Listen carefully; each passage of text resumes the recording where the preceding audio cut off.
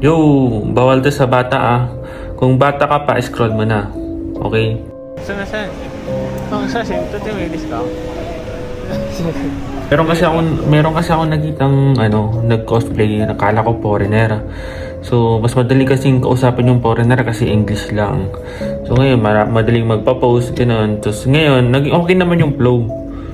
Tawag nito, nagpaalam ako kung pwede ko ba siya kunan ng video, picture. Okay naman lahat. At as in, okay naman yung video. Kaso nga lang, nung binigay niya sa akin yung social media account niya, alam niyo yung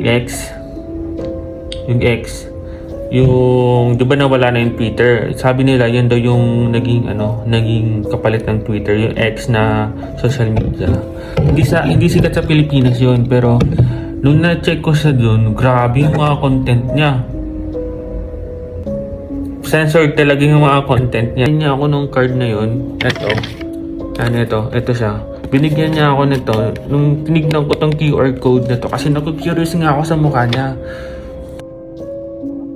Actually, isa pala siyang lalaki.